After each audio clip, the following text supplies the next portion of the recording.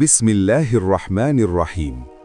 প্রিয় দর্শক, আমরা সারাদিন কত গুনাহ করি, জেনে না জেনে, চোখের গুনাহ, মুখের গুনাহ, অন্তরের গুনাহ।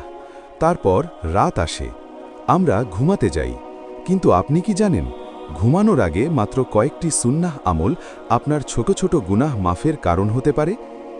আজ আমরা সহি হাদিসের আলোকে বিস্তারিত জানব, ঘুমানোর আগে কোন আমলগুলো করলে আল্লাহর রহমত লাভ করা যায়। প্রথম আমল, আয়াতুল কুরসি। রসূলুল্লাহ সাল্লাল্লাহু আলাইহি ওয়াসাল্লাম বলেছেন, যে ব্যক্তি ঘুমানোর আগে আয়াতুল কুরসি পড়বে, তার জন্য আল্লাহ একজন রক্ষক নিযুক্ত করবেন এবং সকাল পর্যন্ত শয়তান তার নিকটবর্তী হতে পারবে না। সহি বুখারী। আয়াতুল কুরসি শুধু একটি আয়াত নয়, এটি কুরআনের সবচেয়ে মহান আয়াত।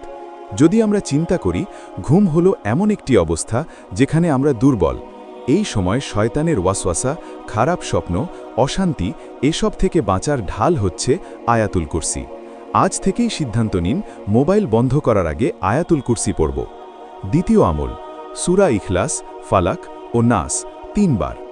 হযরত আয়েশা রাদিয়াল্লাহু বলেন, রসূল সাল্লাল্লাহু আলাইহি ওয়াসাল্লাম প্রতি রাতে যখন বিছানায় যেতেন, তিনি সূরা ইখলাস, ফালাক ও নাস পড়তেন, তারপর হাতে ফুঁ দিয়ে পুরো শরীর মুছে নিতেন। সহি বুখারী। এই 3 সূরা হল সুরক্ষা ঢাল। ইখলাস তাওহীদের ঘোষণা, ফালাক বাহ্যিক ক্ষতি থেকে সুরক্ষা, নাস অন্তরের ওয়াসওয়াসা থেকে সুরক্ষা। আমরা প্রায়ই দুঃস্বপ্ন, ভয়, অশান্তি নিয়ে ঘুমাই। এই সুন্নাহ আমলগুলো আমাদের আত্মাকে শান্ত করে। তৃতীয় আমল, 33-33-34 তাসবিহ।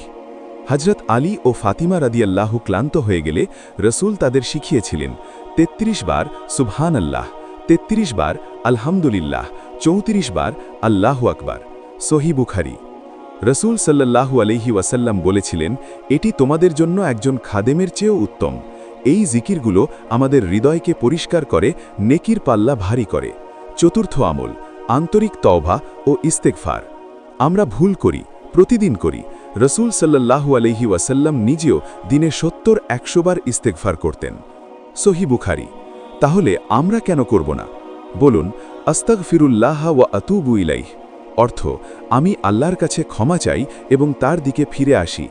আল্লাহ বলেন, ইন্নাল্লাহা ইউহিব্বুত তাওয়াবিন। নিশ্চয়ই আল্লাহ তওবাকারীদের ভালোবাসেন। সূরা বাকারা। গুরুত্বপূর্ণ আলোচনা, সব গুনাহ কি মাফ হয়? এখানে একটি গুরুত্বপূর্ণ বিষয় বুঝতে হবে।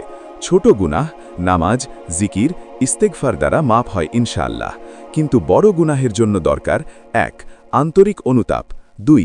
সঙ্গে সঙ্গে গুনাহ ছেড়ে দেওয়া, 3. পুনরায় না করার দৃঢ় সংকল্প, 4.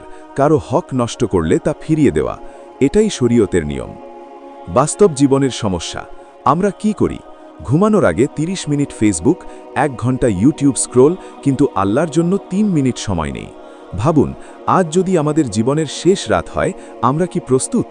একটি সুন্দর দোয়া রসূল ঘুমানোর আগে পড়তেন, বিসমিকাল্লাহুম্মা আমুতু ওয়া আহিয়া, বিসমিকাল্লাহুম্মা আমুতু ওয়া আহিয়া। অর্থ, হে আল্লাহ, আপনার নামেই আমি মৃত্যু ও জীবন গ্রহণ করি। সহি বুখারী। এই দোয়া পড়ে ঘুমালে ঘুম নিজেই ইবাদতে পরিণত হয়। আর সকালে ঘুম থেকে উঠে রাসূল সাল্লাল্লাহু আলাইহি ওয়াসাল্লাম পড়তেন, আলহামদুলিল্লাহিল্লাযী আহইয়ানা বা'দা মা আমাতানা। অর্থ, সমস্ত প্রশংসা আল্লাহর জন্য, যিনি আমাদের মৃত্যু বা ঘুমের পর জীবন দান করেছেন।